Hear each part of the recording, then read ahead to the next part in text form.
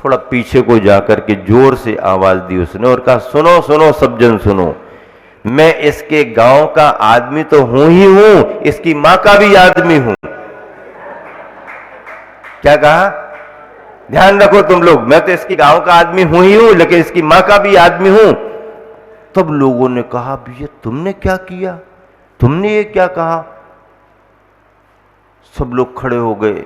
कहने का मतलब यह है कि जब व्यक्ति बड़ा हो जाता है तो वो अपने से बड़ों का महत्व नहीं समझता है।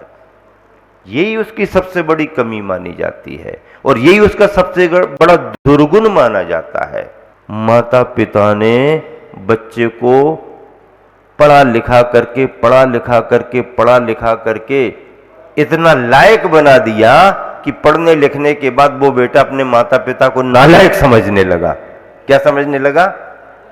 नालायक अरे तुमको इतना बड़ा बना दिया, पढ़ा लिखा बना दिया, लायक बना दिया, अब तुम क्या समझने लगे?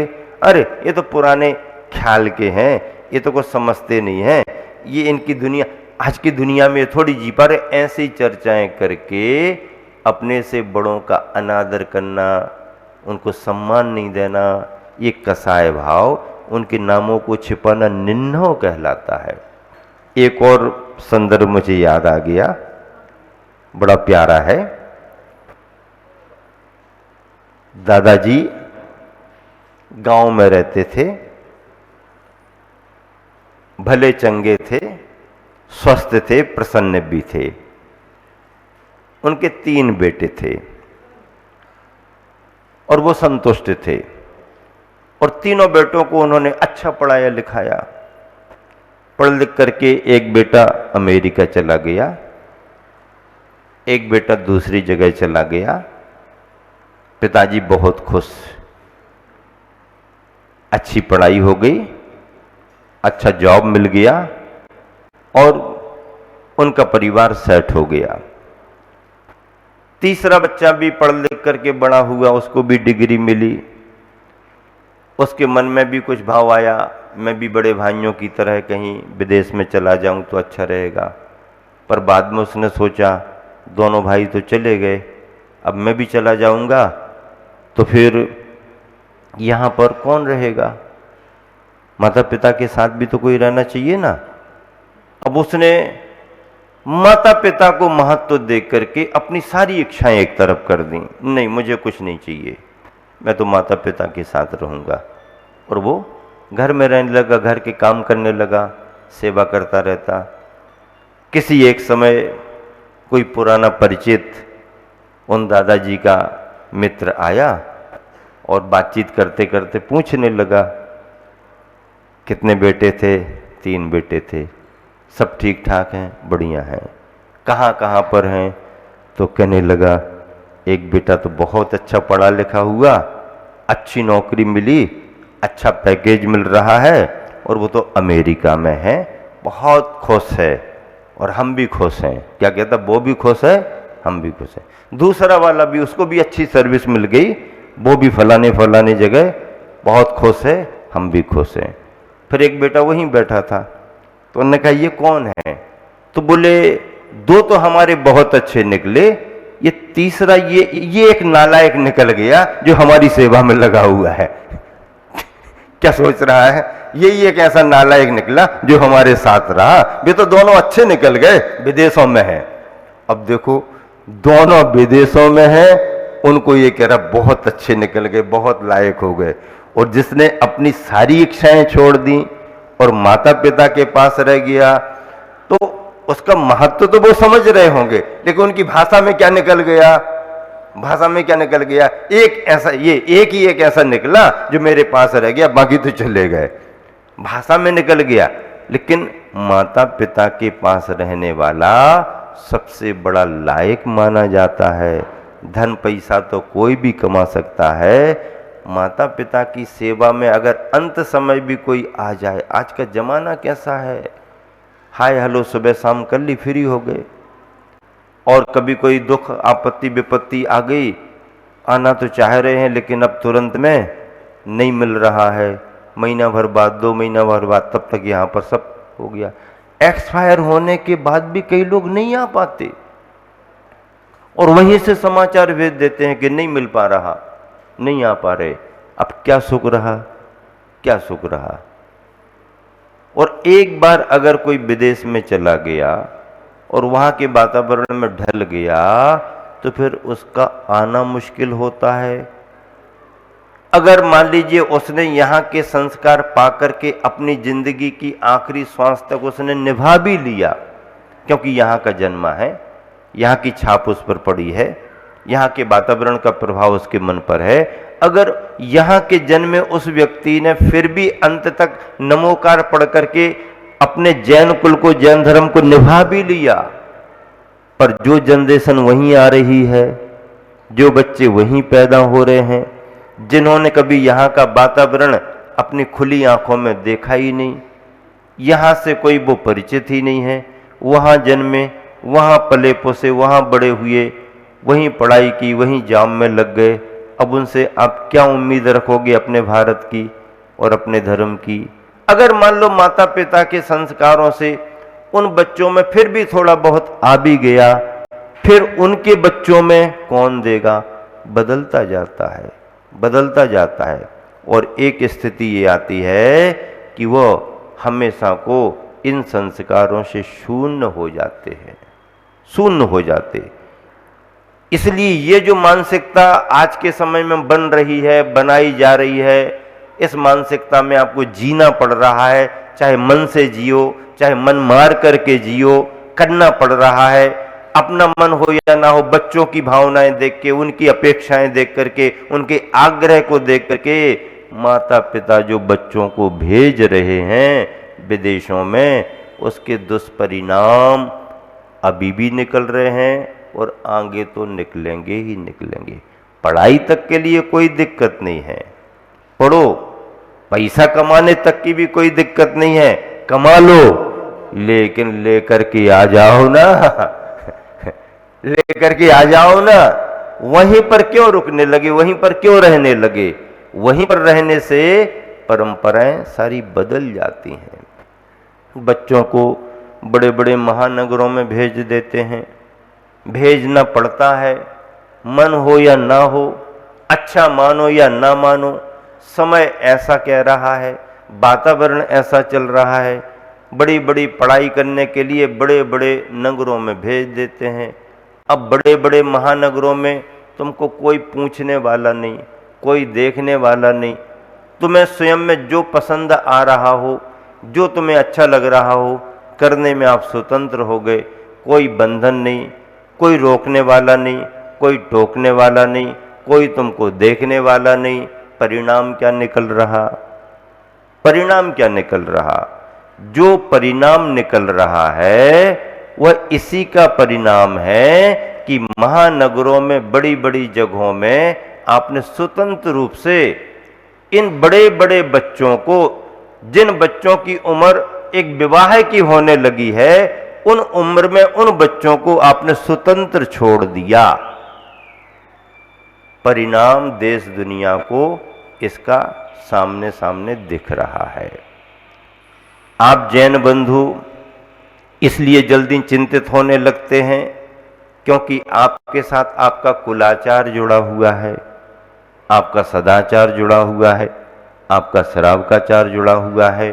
आप इसलिए भी चिंतित होने लगते हैं कि समाज में समय समय पर पिच्छीधारी मुनि आरिकाएं आते रहते हैं, वो संबोधन देते रहते हैं, वो जगाते रहते हैं, वो समय की परिस्थितियों को बताते हैं, समय की विकृतियों को बताते हैं, समय की बुराइयों को बताते हैं और आपको अच्छाई के मार्ग पर आगे बढ़ने की प्रेरणा देते हैं, अच्छाई के मार्ग पर आगे बढ़ने की प्रेरणा देते हैं। जैन समुदाय ही एक ऐसा समुदाय है जिसका गुरु सुनिश्चित है, जिसका गुरु सुनिश्चित है और जिसके गुरु की दिनचर्या सुनिश्चित है। और यह परंपरा आज की नहीं, हजारों लाखों वर्षों से चली आ रही है कि इस समुदाय को, इस समुदाय के गुरुओं ने हमेशा मार्गदर्शन दिया है और हमेशा नियंत्रित किया है, नियंत्रित किया है। जिस समाज का कोई गुरु नहीं है वो समाज भटक जाती है। आज ये गुरु आए, कल वो गुरु आए, कल वो गुरु आए, कल उन्होंने अलग संदेशा दे दिया, अलग संदेश समाज तय नहीं कर पाती है। जैन समाज का गुरु सुनिश्चित है, ग्रंथ सुनिश्चित है और भगवान का स्वरूप भी सुनिश्चित है। देश दुनिया में समय समय पर भगवान के स्वरूप बदलते जाते हैं, देश दुनिया में समय समय पर भगवान के स्वरूप बदलते जाते हैं, लेकिन जैनियों के भगवान का स्वरूप आज तक कभी बदला नहीं है। जो आदिनाथ के समय था दिगंबर रूप, वही आज भी है। और अगर बदल गया है तो फिर हमने उसको कह दिया कि ये स्वरूप हमारा नहीं है। हम बचे हैं, हमने अपना बचाव किया है, हमने अपनी परंपरा को सुरक्षित रखा है। ऐसा क्यों? ऐसा इसलिए कि हमारे ग्रंथ सुनिश्चित हैं, हमारे भगवान का स्वरूप सुनिश्चित है और हमारे गुरुओं का भी स्वरूप सुनिश्चित है। गुरु भी अपने मन से कोई काम नहीं करता, गुरु के सामने ग्रंथ हैं, और ग्रंथ हमारे ग्रंथ नहीं है, पूजा पाठ अकेले अर्घ्य चढ़ाने के ग्रंथ नहीं है। उदक चंदन तंदुल जय जनवाणी भारती इतने के लिए ग्रंथ नहीं है। ये ग्रंथ हमारे कानून की किताबें हैं, कानून की किताब। जैसे बिना वायलॉज के, बिना कानून की किताब के कोई भी कोर्ट चलता नहीं है। जज का महत्व बाद में है, जज का महत्व बाद में, फैसला देने का महत्व बाद में है। फैसला जिस कानून की किताब से दिया जाता है उसका महत्व पहले है, उसका महत्व पहले है। फिर ये बात अलग है कि विशेषाधिकार में कानून की किताब से हटकर के भी जज अपनी अंतर आत्मा को पहचानते हुए, अपनी अंतर आत्मा का संवेदन अनुभव करते हुए कानून से हटकर के भी कोई फैसला दे सकता है। वो कहता है इस किताब में तो ऐसा नहीं लिखा और मैं कानून से बंधा हुआ भी हूं, लेकिन मेरे अंतर की आवाज कह रही है। क्या कहता है वो? मेरे अंतर की आवाज कह रही है कि इसमें फैसला ये होना चाहिए, और उसके फैसले को वहां पर मान्य किया जाता है, मान्य करने की बाध्यता रहती है। अगर उसका फैसला पसंद नहीं आया तो फिर आपको और भी दरवाजे खुले हैं, आप न्याय की गुहार वहां भी लगा सकते हो, अपनी याचिका वहां पर दायर कर सकते हो, और अगली कोर्ट से, बड़ी कोर्ट से आप दूसरा फैसला ले सकते हो। इसमें कोई आपको पाबंदी नहीं है। लेकिन उस जज ने अपने विवेक बल से, अपनी दूरदर्शिता से, अपनी संवेदनशीलता से उन सारे प्रसंगों और परिस्थितियों को समझ करके, कानून की किताब कुछ और कह रही है लेकिन उसने अपने अंतर आत्मा की आवाज को महत्व दे करके फैसला कुछ और दे दिया, तो वह फैसला भी मान्य होता है। हमारे तुम्हारे पास क्या है? इतने आचार्य हुए, बड़े बड़े आचार्य हुए, मूलाचार, वायलाच है। हिंदुस्तान में कहीं भी कोई भी दिगंबर मुनि बनेगा, हम सब समझ जाएंगे कि वो अब क्या चर्या करेंगे। क्यों? क्योंकि किसी को कुछ बताना नहीं पड़ता है, जो लिखा हुआ होता है उसके अनुसार करना पड़ता है। सारी मुनि समाज मूलाचार से बंधी है और सारी श्रावक समाज श्रावकाचार से बंधी हुई है। तुम्हारे बायोलॉज, तुम्हारे कानून की किताब तुम्हारा श्रावकाचार है, हमारे कानून की किताब हमारा मूलाचार है, और दोनों जन इन पुस्तकों से, इन ग्रंथों से, इनकी नियमावलियों से बंद करके ही फिर अपना करते हैं और दूसरों का भी करते हैं। इतने बड़े बंधन हैं भैया। ये परंपरा ऐसी वैसी ढीली ढाली परंपरा नहीं है, कसावट वाली परंपरा है। तभी तो इतने लंबे समय के बाद आज भी चली आ रही। अगर दिगंबर मुनियों की परंपरा में प्रामाणिकता ना होती तो आज की देश दुनिया में, भौतिकता के युग में, सोच की स्वतंत्रता में कभी भी इन दिगंबर मुनियों की चर्या को कोई भी जनहित याचिका लगा करके बाधित कर देता, बाधित कर देता। लेकिन कोई भी याचिका लगाए, इस दिगंबर चर्या को ना तो पहले कभी बाधित किया जा सका है, ना आज बाधित किया जा सकेगा, और ना आगे भी कभी बाधित किया जा सकेगा। क्यों? क्योंकि इस चर्या में केवल मुद्रा ही नहीं है। आदमी केवल दूर से मुद्रा पर ही फोकस करता है, उसी पर क्रिया प्रतिक्रिया करता है, लेकिन जब वो निकट आकर के इस मुद्रा की चर्या सुनता है, समझता है, देखता है, और इस मुद्रा से किए जाने वाले नियमों को, संकल्पों को, व्रतों को देखता है, तब आश्चर्यचकित हो जाता है और चुपचाप दंडवत प्रणाम, भैया इनके आगे हमारा कुछ नहीं चलता। रामदेव बाबा जी आए थे आचरश्री के पास, मड़िया जी तिलवारा घाट में। बहुत भावना थी उनकी आचरश्री के पास आने की। जबलपुर में उनका योग शिविर था, समाचार मिला, वो पहुंच गए। आचरश्री से उन्होंने समय ले लिया। आचरश्री ने बहुत स्नेह भाव से समय दिया, उनकी योग्यता को समझ करके अच्छे मार्गदर्शन दिए। उनको पढ़ने के लिए ज्ञानार्णव ग्रंथ भी संघ से उन्हें प्रदान कराया गया। उनको और बहुत सारी बातें बता करके दिन में भोजन होना आदि आदि। तो फिर योग करते थे, योगी थे, योगी अपने को मानते हैं, तो योगी लोग तो दिन में भोजन करते हैं। आचरश्री ने ऐसी प्रेरणा दी, उनको अच्छा भी लगा, तो उन्होंने आचरश्री के चरणों में जबलपुर तिलवारा घाट में रात्रि में अन्न का भोजन नहीं करेंगे ये संकल्प लिया। जीवन भर रात्रि भोजन, अन्न का त्याग करने का उन्होंने संकल्प लिया। कितनी बड़ी बात है। देखो आप, देश दुनिया कहीं भी चली जाए, भौतिकता कहीं भी चली जाए, दिगंबर जैन समाज और दिगंबर मुनियों के लिए न पहले बाधा थी, न आज भी है, और न आगे होने वाली है। आती ही भी है बाधाएं तो चली जाती हैं, क्योंकि यह अखंड जैन शासन है और इस चर्या की, इस मुद्रा की बहुत बड़ी प्रामाणिकता है, बहुत बड़े सिद्धांत हैं। केवल नग्नता ही हमारे जीवन से नहीं जुड़ी है, नग्नता के साथ बहुत सारे नियम संयम सिद्धांत जुड़े हैं।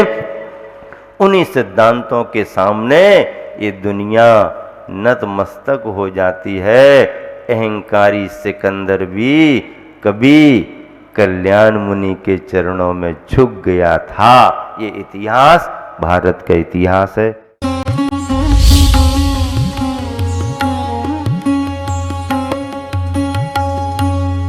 हजारों एंट्रीज और कई चरणों की सिलेक्शन प्रोसेस के बाद अब समय आ गया है उन नन्हे आर्टिस्ट से मिलने का जो अपनी मधुर आवाज, भावपूर्ण प्रस्तुतियों से सराबोर करने वाले हैं आपके अंतर मन को। जी हाँ, सज चुका है वंडर सीमेंट सुरविद्या जूनियर का महामंच, जहाँ टैलेंट मिलेगा डिवोशन से, म्यूजिक मिलेगा स्पिरिचुअलिटी से, और ड्रीम्स मिलेंगे अपने डेस्टिनेशन से। तो फिर आप भी हो जाइए तैयार म्यूजिक, डिवोशन और टैलेंट के इस अद्भुत सफर का हिस्सा बनने के लिए, क्योंकि बहुत जल्द ये नन्हे कलाकार दिखेंगे वंडर सीमेंट सुरविद्या जूनियर के मंच पर। वंडर सीमेंट सुरविद्या जूनियर, भक्ति की आवाज, बच्चों के अंदाज, सिर्फ जिनवाणी चैनल पर।